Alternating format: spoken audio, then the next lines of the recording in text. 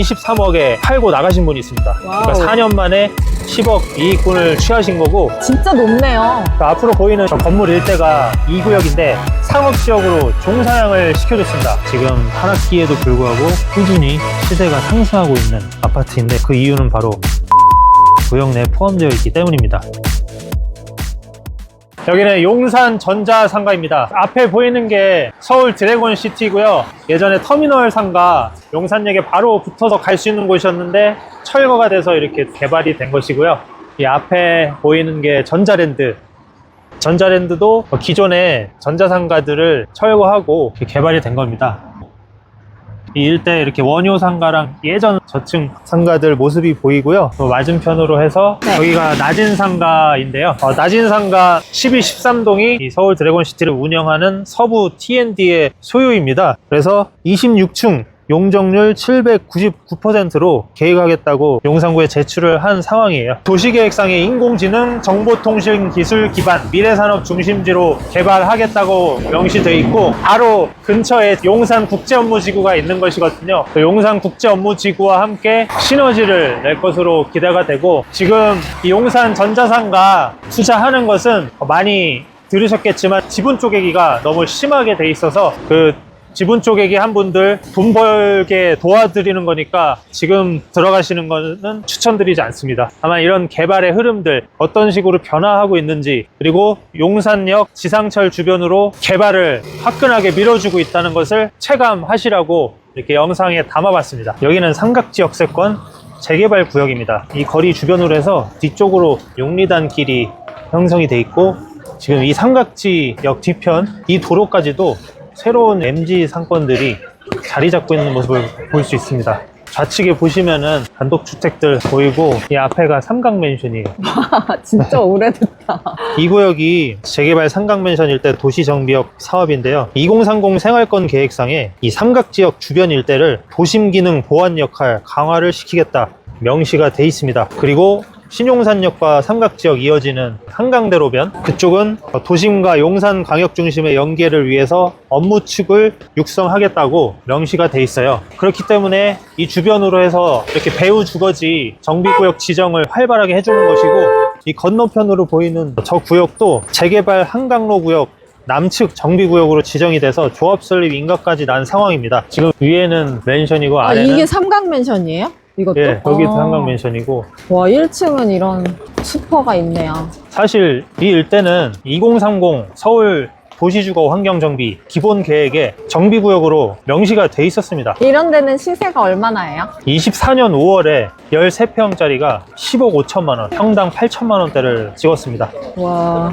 결정적으로 2023년도에 용역 고시문이 올라왔었어요. 이 일대를 정비구역으로 지정하겠다는 검토 용역을 발주를 했었거든요. 2018년도에는 전용 24평이 7억 3천이었는데 23년 2월에 정비구역 지정 용역 발주가 되고 23년 5월에 바로 15억짜리 등기가 찍힙니다. 그러니까 이렇게 도시계획을 확인을 하고 용역 발주 문서를 확인을 해서 하락기에도 잃지 않는 투자를 할 수 있다는 것을 확인할 수 있습니다. 이 현장은 원효로에 있는 개발 사례입니다. 기존 저층 건물을 철거해서 평당 1억 원대 매입한 후에 이렇게 업무시설 신축 공사를 하고 있는 현장을 볼 수가 있습니다. 여기는 원효로 4가에 있는 산호 아파트입니다. 남측으로 보면은 시원하게 뚫려 있잖아요.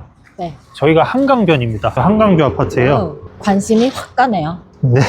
21년도에 한강변 특별 건축구역 건축 계획안이 통과가 됐어요. 그래서 한강변으로 6층 옥상 정원이 생기는 동들이 낮은 층으로 형성이 되고, 그 뒤로 35층 용적률 281%, 647세대나 되는 재건축이 완성이 될 것으로 기대가 됩니다. 그런 기대감 때문인지 30평이 최근에 18억, 그러니까 평당 6천만 원 하락기에도 불구하고 쭉쭉 상승을 해왔습니다. 저 건너편에는 여의도거든요.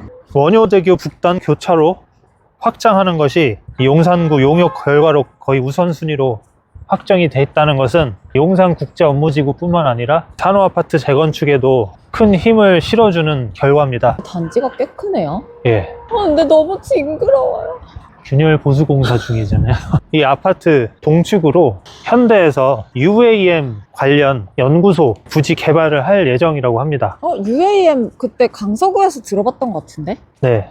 얼반 에어 모빌리티? 모빌리티. 무엇보다도 바로 건너편 우리가 아까 봤던 용산 전자상가와 국전무지구 인근 배후 주거지이기 때문에 한강 변임에도 불구하고 이렇게 빠르게 정비구역을 지정을 해줬고, 재건축 아파트는 도시계획상 부합하고 또 추진하시는 분들의 의지가 이렇게 강하면 하락기에 상관없이 상승하는 움직임을 확인을 할 수가 있습니다. 그래서 우리가 이렇게 도시계획 기반으로 분석을 해야 되는 이유이기도 하고요. 여기는 원효대교 북측에 있는 소규모 재건축 풍전 아파트입니다. 용산 국전무지구 서측에 위치한 곳이고, 청파로 원효로 이렇게 도시계획상에서 명시되어 있는 중요 도로에 접해 있는 아파트 단지입니다.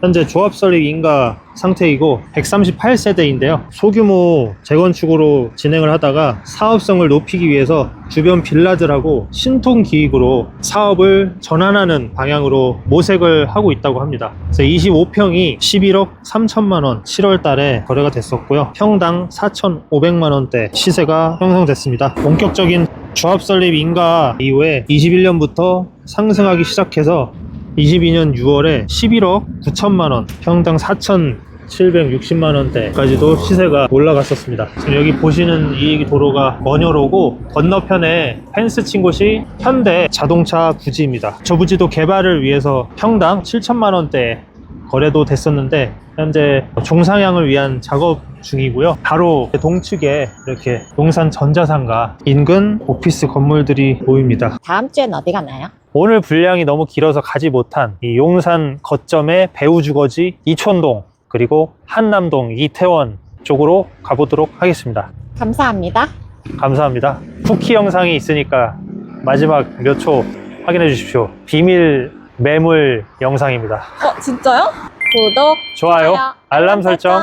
여기는 신용산역 북측 재개발 제2구역 인근에 있는 구역입니다. 이 두 건물이 구역 안에 포함되어 있지 않지만 이 상업지역으로서 비아파트 재건축 추진하고 있는 건물입니다. 이렇게 정비구역이나 거점에 상업지역, 구분상가, 노후 오피스텔 주목을 해야 되는 이유가 바로 사례로서 나왔는데요. 21년도에 2억 7,700만 원짜리 구분상가가 무려 2년 만에 6억 원에 매도하고 엑시트한 사례가 있습니다. 2년 만에 거의 3억 이상의 차익을 낸 건데, 이렇게 비아파트 규제 완화를 통해서 재건축 활성화가 되고 있는 것이고, 이 소유주 80% 동의를 얻어서 새롭게 개발을 하려는 이런 분들에게 배 이상의 시세 차익을 남기고 매도를 한 것입니다. 앞으로 저희 채널에서 보여드리는 거점을 파악하는 능력 확인하시고, 그 주변으로 신축 오피스텔이 아닌 노후 구분상가, 노후 오피스텔, 도시계획에 부합한 매물들 주목해야 될 것입니다.